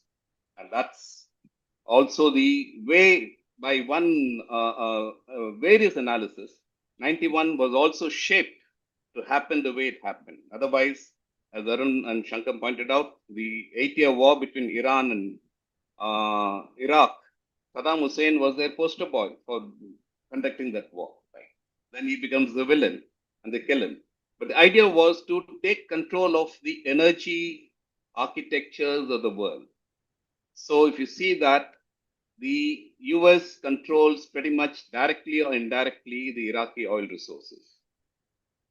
Then it goes into Syria. You have a more than 11-year war, civil war. And the areas in which the Syrian oil wealth is located came into the American control pretty much early. And then you dismantle Libya, and the Libyan oil comes into their control. And then you have Venezuela happening now. Okay, and that comes into their control. Now, what's the implication of all this? We all know about the petrodollar system. And when the Nixon administration delinked the dollar from the gold and then convinced the Gulf countries, Saudi Arabia and all the Gulf countries, that sell oil in dollar and we will provide you security. And they all took that bait. And then for the next 50 years, that has been the pattern. So the US, like any great empire in history, has already got into a position of what is known as, Paul Kennedy famously calls it as the strategic overstretch, right? That means you spend much more than what you raise in terms of revenues and resources. But they didn't have to worry because the dollar is in demand all over the world. Every country that wants to trade and energies is the linchpin of survival. So if every country wants to buy oil, they have to have dollars and they have to raise dollars. So the US is continuously printing dollars. So today, what's the state? To maintain their hegemony, they also built up bases all over the world. So the US has 800 bases to sustain.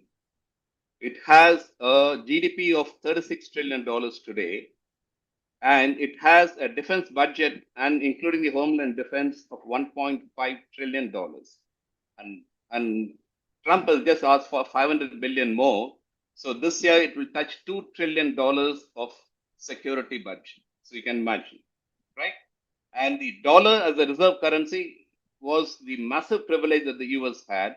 And it also weaponized the dollar thanks to controlling the economic pillar of global governance, which is also the SWIFT system. So when you now control the SWIFT, you weaponize your dollar and SWIFT system through sanctions. And that is how sanctions have been deployed as well. But all of this, now the countries are smarting from this and they are moving away. And this is the biggest worry. So if countries have started trading petrol or the fuel in non-dollar denominations, that's a big worry for them, because if there is a debt of $36 trillion today for the US economy, and if the dollar's reserve currency status holdings come down from 72% in 2001 to now 54% today, it's a cause for worry. While it's taken so many years to come down to 54%, the decline will now become more rapid. So the target has been Russia and China because they are really the threats as seen by the US. And therefore, Ukraine happened there. The sanctions have not worked because Russia has managed to come out of deal with the sanctions more successfully. And China has been able to build the economy to an extent that they are now transforming the Eurasian economic architecture. That's been the biggest worry for the US. And therefore, unless the Middle East comes in their entire control and Iran comes in their control, the American dollar's supremacy will start declining much more rapidly than what's happening now. And therefore, Israel becomes an outpost for them. And the action to intervene in Iran and take control of the oil resources has been the main objective. The nuclear weapon is one of the reasons, right? So that has not happened because Iran has been quite well prepared, and this asymmetric strategy has been brilliant, in my opinion. So how has that worked out? Firstly, Iran is, as a population, their education system has been pretty high. The literacy rate is 95% plus. I've met in a lot of conferences across the world, Iranian scholars. They're quite brilliant, in my opinion, in the analysis work. And then they've also worked on research and development, apart from getting help from North Korea, Russia, and China. In 2005, I had visited Ukraine, the Antonov factory. And of course, we had the chief design test pilot talking to us about AN-225, which is the biggest and the most brilliantly designed aircraft. And that was, of course, destroyed during the beginning of the Ukraine war. But what he said was amazing, because the scientists who've developed very special materials and the people who've designed, the scientists who've worked on various other developments, that was former Soviet Union, where I said, where have they gone? Many of them have gone to China, which is all of us know, but quite a lot of them went to Iran as well. Iran had taken them. And therefore, you see from the late 90s or from 2001 onwards, you see the rapid developments in Iranian missile capabilities. And this drone was a revelation when the Iranian drones were used in the Ukraine war. So the technology angle is very important. Second, Iran is a very proud civilization. So despite these isolation and sanctions, they've not gone into military security alliance with either Russia or China. That situation may change now. But the strategic relationship have been strengthened, and therefore some critical areas. So they've not gone in for building an air force with modern, by buying aircraft and modern weapons from the Russians or the Chinese. On the other hand, they've worked on strengthening their missile forces, strengthening their ISR systems, capabilities in terms of using the navigation system. And after the 12-day war last year, they delinked from all navigation systems, space-based navigation system of the world, and linked and plug themselves completely into the Beidou system. So this war, the operations this time should give us some reason for analyzing carefully the capabilities that Beidou brings to the table for Iranians or for anyone else who might be partners with the Chinese. Second, the ISR capabilities and the intelligence sharing on real-time basis, and the networking capabilities that they've actually been, able to do as well. Apart from the Iranians, you need to acknowledge the Iranians' achievement of, working out this asymmetric war strategy as well. So let's come back to the geopolitical angle of this entire process. So Iran is the centerpiece of West Asia's, geopolitical, secret. So if the Americans don't get control of Iran or don't dominate Iran and influence Iran, then the ability to dominate rest of West Asian politics will now be in question. And that is what actually been just recently written and analyzed by Robert Kagan. Robert Kagan is a guy who set up the New American Century think tank in the US, a neocon fanatic, and his brother was the architect of the 1991 war as well. So he writes last week in the Atlantic, he clearly says, this war, if the strongest navy in the world in human history cannot open the Hormuz Straits, no other coalition or no other power can open the Hormuz Strait. That's one, he says. Second, he says is that what America lost in Vietnam or elsewhere did not impact too much on the American image. It was able to recover because they were too far and the times were different. It was part of the Cold War times. But what has happened now is a massive strategic defeat for the Americans. And that is true because how Iran has resisted has sent out a massive message across to the global south in particular that you can stand up to a superpower if you have certain critical technologies in your control, and if you follow an asymmetric strategy that's well thought out, right? So this now gives the US will have to take a beating on their image across the world now. Firstly, their perceptions about America's action is seen as an aggressive attack, unwarranted attack, and violation of international law. Second, Israel, for what it has done in Gaza, is one of the most hated countries in the world today. It is a big power, a very strong military, but notwithstanding that, the global perception is what matters. And Iran has gained in global perception in terms of how it has stood up despite the damages and the decimation of its infrastructure that has happened by American and the Israeli attacks. What has survived them is the intelligence that they've applied in being prepared for it over the last 2 to 3 decades and then dealing with this war extremely well. That is one part. The second part that has actually alarmed the Americans is that much of the world, as Commodore Watson pointed out, much of the trade and much of lifelines are in the oceans. But the BRI is seeking to change some of that. And therefore, if you monitored what happened last year after the 12-day war, a 10,540 long railway line was inaugurated that starts from Xi'an in eastern China and ends in the dry port in Iran, in Eprian, right? And that would bring about a different logistical dimension to the energy security as a whole if it survives. So that's also could be one of the targets of the American strategy overall as well. But if Iran survives, then much of American strategy will have to be recalibrated on how they would get their dominance back again. Notwithstanding that, for the reasons that I've explained earlier, every great power finally comes to a declining phase because the cost of sustaining that hegemony becomes extremely high. Even the cost of sustaining a reserve currency becomes very high. That's exactly what Ray Dalio says as well. And this is what Iran has highlighted, and this has been their objective. So what they've done is, despite the beating that they've taken on, their objective was to make sure that the cost of waging this war is extremely high for the US. Israel has been, hit very badly as well.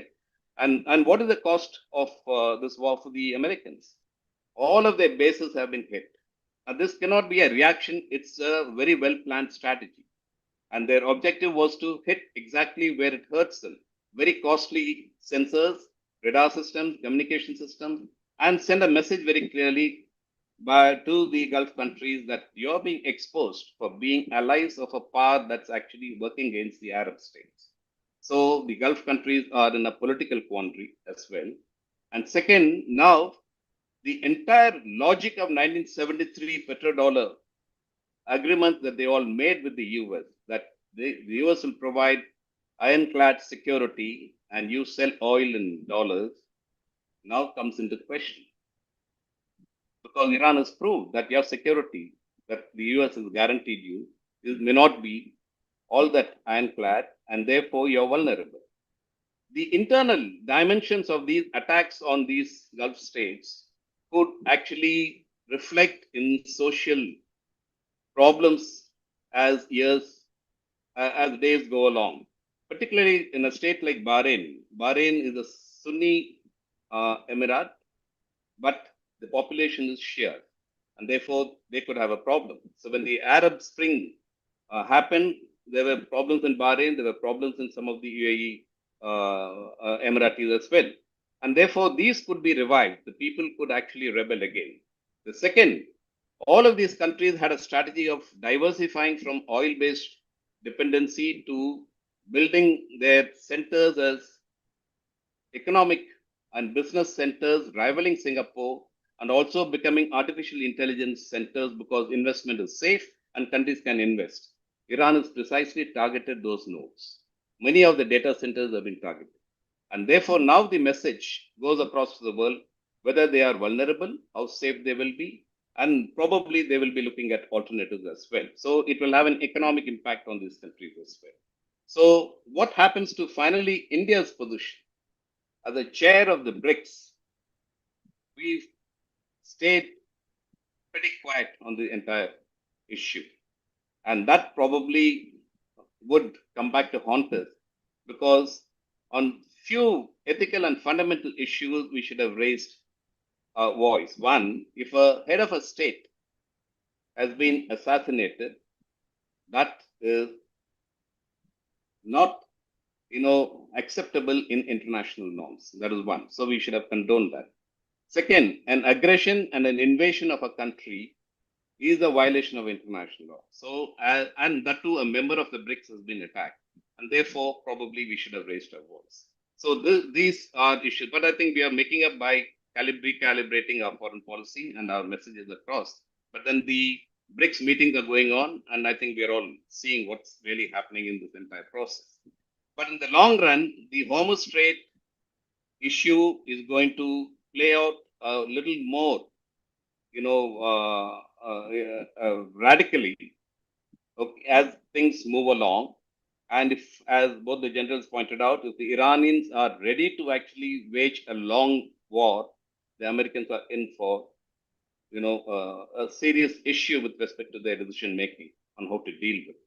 They cannot go back to decimate the country and kill people because they've come to the end of their phase of great power status or superpower status, where their blunders and criminal acts of killing millions of people have come to an end and the world will perceive them completely different. And Iran is also now reflecting as to how a superpower can actually be resisted and then how it can be tackled. Finally, of course, the nuclear weapon issue. The one very, confusing issue is that I believe every country has the right to go nuclear if its survivability and sovereignty is going to be threatened. That is one fundamental principle. Even that is there in the NPT. Iran became an NPT member under the Shah of Iran. And after it became an Islamic Republic, the supreme leaders have maintained that state. But despite the violations of the International Atomic Energy Agency and the pressures and sanctions from the US, it is inexplicable as to why Iran has not walked away from the NPT. That is something we will have to try and understand. It is still a very confusing issue. But North Korea understood this part very well and they walked away and then they went nuclear. Now that the senior Khamenei has been assassinated, The junior person is in that place because of the wartime scenario. I think the IRGC will be more powerful to take a decision to go nuclear, and I don't think anyone can stop that. And all these will have major dimensions for India's national interests and how we deal with this entire issue. I'll stop here. Thank you. Thank you, Emotion. That's a brilliant take of the situation. Now we have floor is open for questions, ladies and gentlemen. I mean, you can unmute and ask your questions. Please, I mean, before we get into that, I mean, let me tell you, please restrict yourself to questions and no statements, please, and it will go on. So you, that'd be better. Please, all of you can unmute and shoot your questions. The panelists will be happy to sort of answer, please.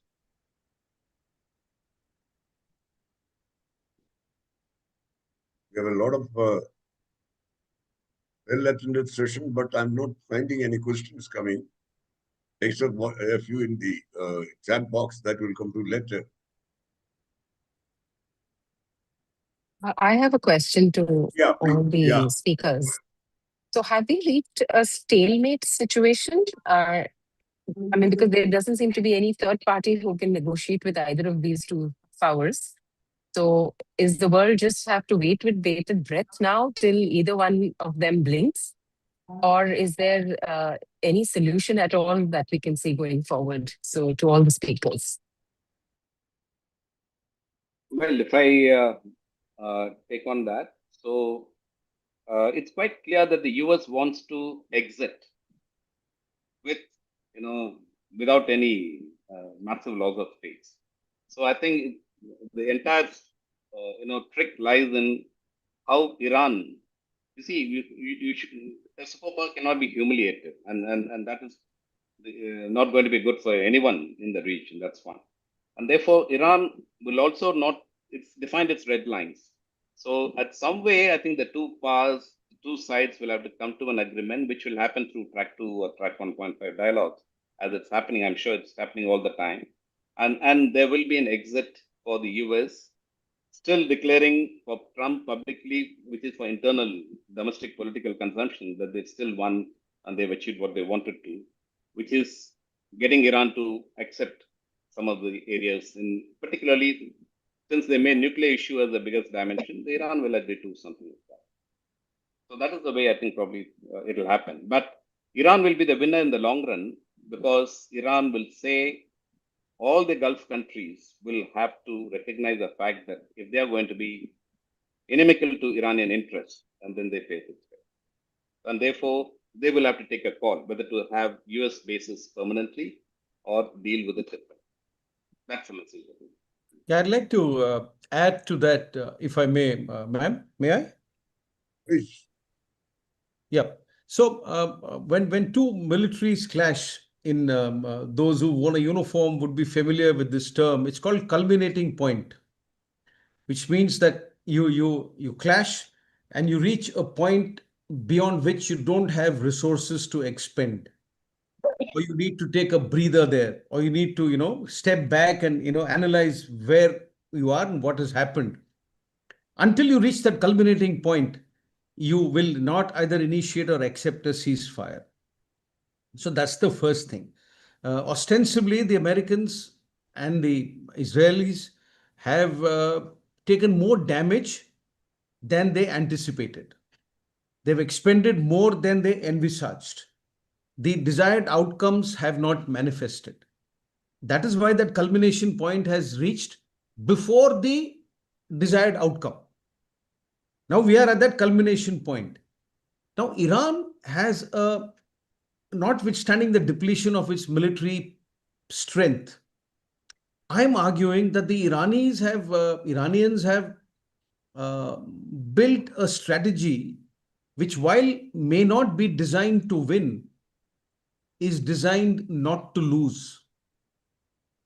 And within that, they built an extraordinarily strong resilience, both within their fighting components which includes the manufacturing, the deployment, the training, the utilization, the targeting, and so on and so forth, and within the community as a whole, to be able to take the pounding of, two of arguably the most powerful military components in the world over a 60-day or 45, 50-day period, and still, continue to keep causing damage. I do believe some form of an agreement will be reached. Their foreign minister has very measuredly and sensibly stated that these negotiations don't turn up overnight. They will take time because there's hard negotiation that will go into it. They need to, all of us, as a community, the world needs to find a sweet spot, which is sweet for both of them. That notion of victory is something both nations or leaders have to be able to carry to their own peoples.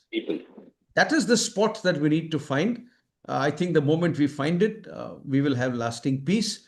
I think there will be some concessions Iran will make on the nuclear material, which they have, and further process.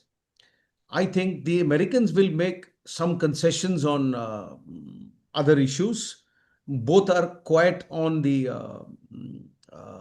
on what Iran does through its vestigial interest in the region, and I think that will be where we will stay. We have. Yeah, can I come in? Yeah, please. Yeah, just to add on to what both Air Marshal and General Arun have brought out, there are 3 or 4 contentious issues which are related to the kind of agreement that should be reached.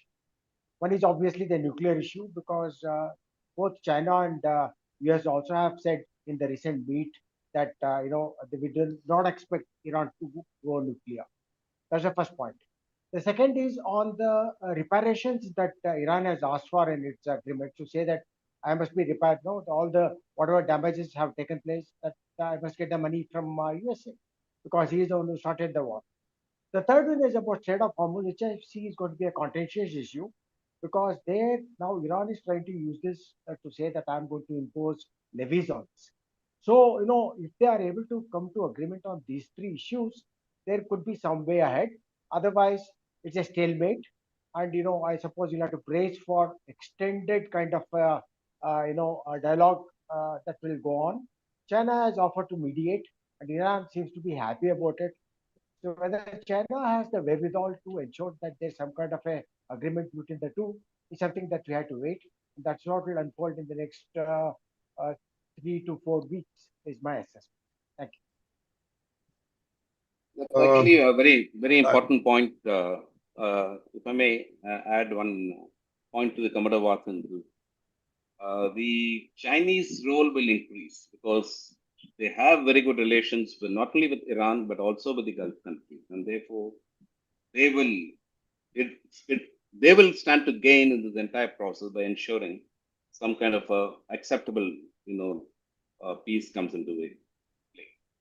They will do that. Yeah, we have Dr. Shobha Gautaman. She has raised her hand. Would you like to shoot your question, ma'am? Thank you so much. We've heard the political and the military aspects of this war and solutions to it. I'm just asking because I don't know what the position is. But what about these humanitarian organizations? After all, we have an international humanitarian law about wars, Justa Bello and Justa Bellum and things like that. And we are only talking about nations talking. Can these organizations cannot, ask for humanitarian relief for these people who are suffering? And is it just in the hands of politics and military strategists that solutions should be got? I want to know the role of these humanitarian organizations.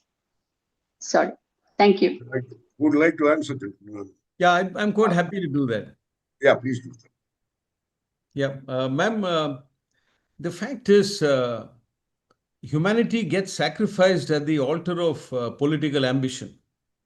That's a pretty harsh thing for me to say. Now, if you look at, we have a recognized world body, we have laws of the oceans, laws of the seas. Commodore Vasan has spoken so eloquently about the rules that are being broken. There are about 100,000 people who have died in Gaza. Virtually every hospital in Gaza, from the north to the south, has been bombed to bits. Most of the people who've been killed are women and children. Israel has been doing it. America has been supporting it. The world has been quiet. It's only off late that some European countries have taken note and have actually started sanctioning the Israelis, and these will begin hurting in time. Most of the organizations which work for the welfare of the needy, including women, children, and humanitarian issues, require the support of governments to carry out their activities and or some large international bodies. The UN has been reduced to an observer in this entire case, apart from saying passing resolution 1785 or whatever else it may have been. Will it remain like this? Yes, I'm sure it will. It shouldn't. What we are witnessing is a change in the international order. And I think Air Marshal Mateshwaran referred to it, because we've moved from the two major superpowers to a single superpower, to a diminishing superpower, to the emergence of other powers, to a major bloc like the NATO, which has been both yes and no and on and off. And I think all these have affect what humanitarian agencies can actually do, whether they can actually move into areas of conflict and provide the succor that is so desperately required. These remain sacrificial lambs at that altar. That is a sad truth. I hope it doesn't stay like that. That is not the way it is meant to be, because the world is expected to have a heart. Well, if it had a heart, ma'am, my argument is on day one, 168 children would not have been sacrificed. They were. No, my question is, it's not about going in and giving succor to people in the fields of war. Or I'm talking about putting pressure on the governments who are warring to do this. And I also feel like sanctions on Iran has been there for so long. Sanction is a very inhuman thing. And if people have come out to the streets of Iran, I've been in Iran and I know what the people are like. And they are coming because they cannot get their bread and rosy roti, actually. And this kind of strangling a nation, there should be a time limit for sanctions. And these are the humanitarian and think tanks and people who can have an impact and have the hearing ear of the government should talk about this. Like, sanctions cannot be for decades. I mean, sanctions are supposed to be surgical cuts which will help somewhere. And if the nation is not listening to it, come to a negotiation table and sort it out. Don't carry on sanctioning for decades and ruin the country and then ultimately give the last hit with a war. I mean, this is like crippling a person and giving the death blow after that. These are the things that I thought a humanitarian agency can put pressure on, or bring in new laws, or do something about this, because all these things are inhuman to start with. Well, Shankar, you want to say something? I mean, you unmute, please. You're muted. Yeah, fine, son. Yeah. So, madam, your point is well taken, but unfortunately, I don't see any humanitarian organizations in this world. There are none. All the humanitarian organizations, at least in my experience, which I have dealt with, are political organizations. They could be at the district level, right to international level. So there's nothing, if you think that anyone is going to put pressure on any particular government, forget it. I don't think it will happen. Weak governments will have to bend to humanitarian things, but Those humanitarian organizations are then funded by strong governments for geopolitical purposes. Right? Even a instrument like Red Cross is misused geopolitically. Right? Whether you like it or not, you might like to shake your head. I can see it. I understand your feeling. But we are looking at real politics, madam. The reality of the situation is this. There's no organization which can go and tell Trump and America to not to do a particular thing. You can't. That's it. And you have to deal with it. Back to you, sir. I'm not arguing, but Medicines Sans Frontiers did it during the Bosnia this thing. Ma'am, They put pressure. They refused to take the Nobel at the time of Nobel Prize. They gave a speech and they put pressure in the UN Security Council, and they did that actually. It's not that humanitarian organizations don't do it normally. Again, they can do it in Bosnia, Herzegovina, and all those places. On those small conflicts, all this, what you're saying is perfectly all right. Because the pressure from the motivation and the pressure on them to do certain things comes geopolitically. You have to look at it. If you think in this war between Iran and this thing, that someone can come and intervene a humanitarian organization, let's not expect it. I'm not contending the fact that it should happen. But the fact is, it will not happen. That's the reality of this war. But notwithstanding that, I think I've got a... Can you hear me now? Yes, Master. Please. Okay, notwithstanding that, the humanitarian issue, some back noise coming here, and let me... Okay. Can you hear me now? Yeah, yes. We can. You're audible. Yeah, okay.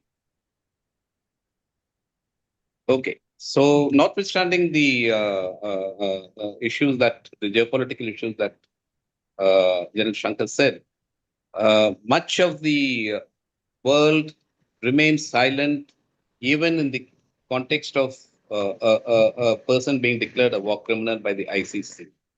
And the geopolitical objectives remain supreme. So the US has killed millions of people for its geopolitical objectives, but never gets subjected to the international humanitarian law as well.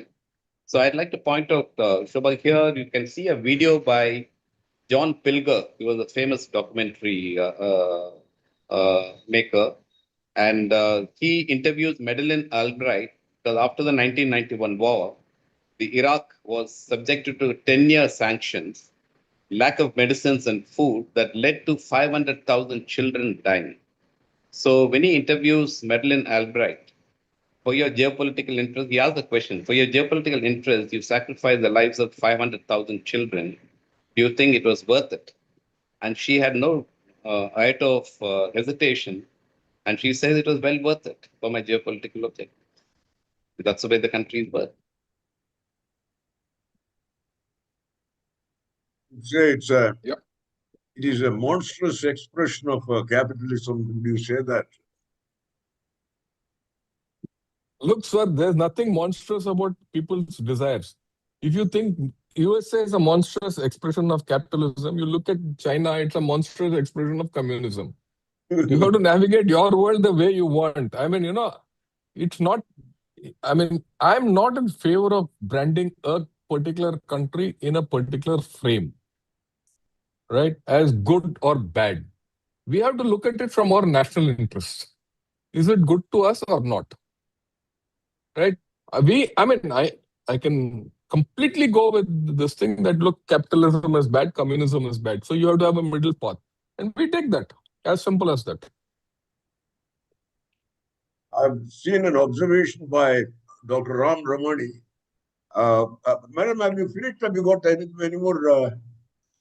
Dr. Shobha Varthaman? I mean, she's muted. Okay. Ram Ramani has made an observation. We would like to make it into a question. His observation is Where is it? Please give me that's Can you unmute Rama? You say one thing is increasingly becoming clear in this war, which was kind of fuzzy in Russia-Ukraine war. The mild crack in NATO and its will do the bidding of the US tends to go both ways. So do you want to make it in a question? I mean, what exactly is the? Are you there? Yes, sir. Yeah. Please excuse me, I couldn't come on camera. My Yeah. question is that, with Trump kind of asking his allies across to kind of support the US in their efforts, we see a kind of lackadaisical response from the Europeans.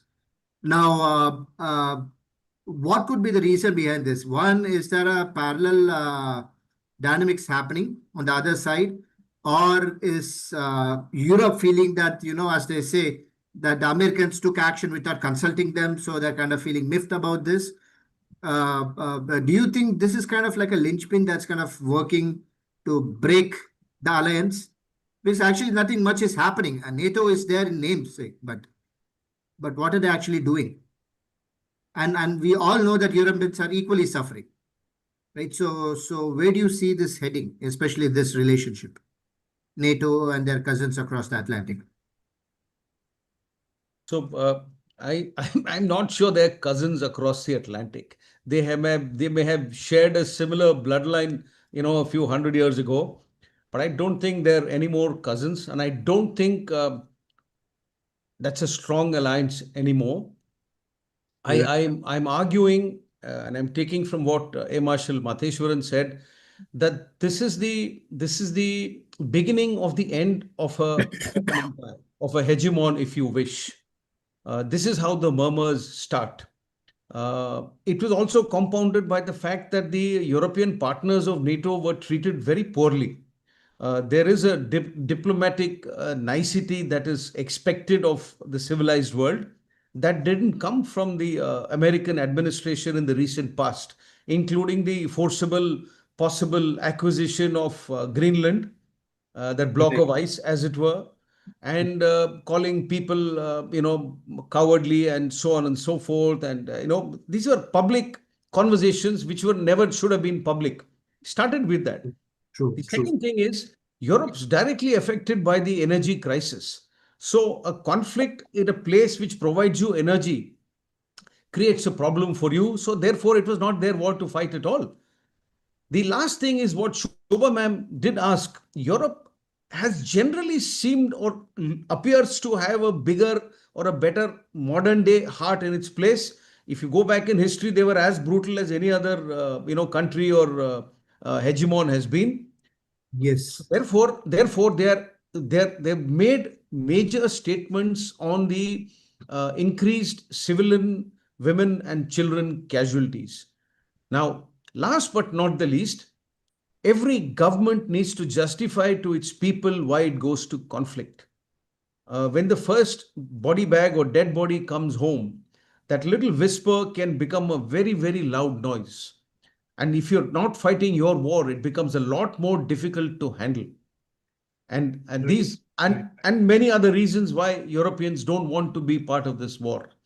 Last is they are quite sure that they are not going to be on the side that eventually wins without doubt. So everybody hedges their bets, and they're just hedging theirs. Right. Yeah, if I may add, Yeah. in this context, it's a classic case, as Arun said, the declining empire is sending out certain messages. And what are that messages? When when you want to be the hegemon or when you want to be the superpower, it also comes with costs. The public goods and the global security, these are costs that you pay for because you also get massive benefits from them. But when you say that I can't bear those costs anymore, and you will start now putting up your forces, increase your defense budget, and you bear the cost, the decline starts here. And therefore, the separation will start slowly. Over the next 20 years, you'll probably have a break unless the next president comes and mends repairs the whole damage that's being created by this administration. But I believe this is a separation that's beginning now.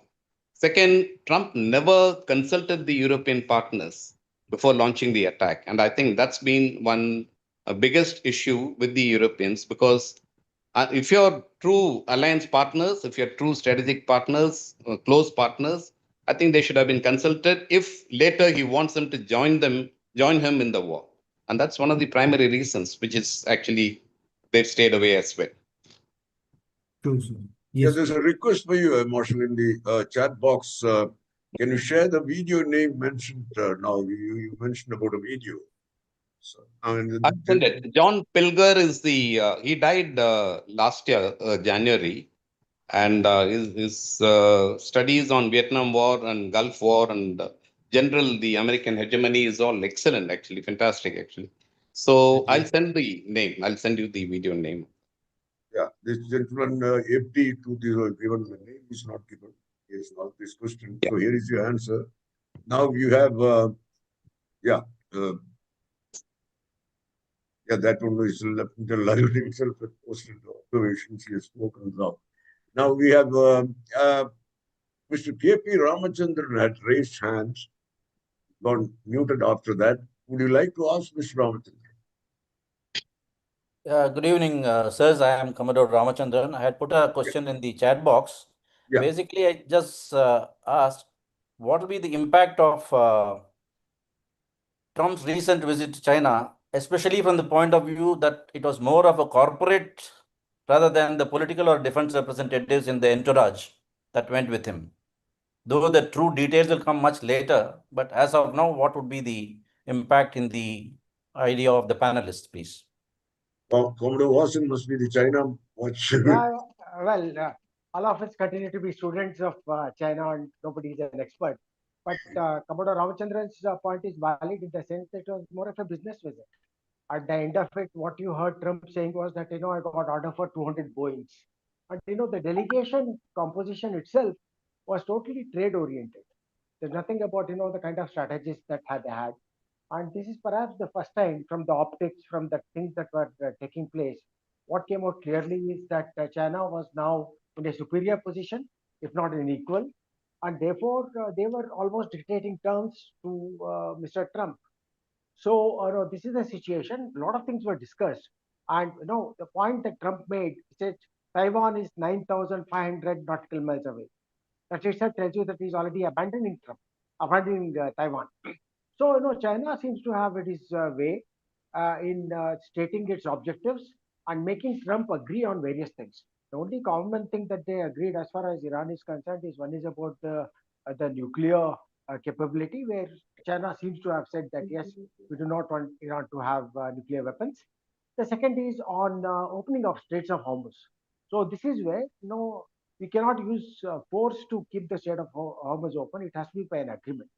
And Iran is now trying to capitalize on this by saying that I'll impose some fine for allowing safe passage. So overall, when you assess the entire impact of Trump's visit, there's nothing much at all except for some trade relations, as you also brought out.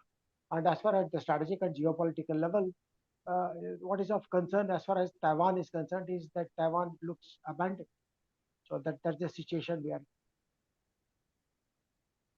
So I don't find any more questions now in this one. I mean, we have running short of time. It's gone on for more than 2 hours.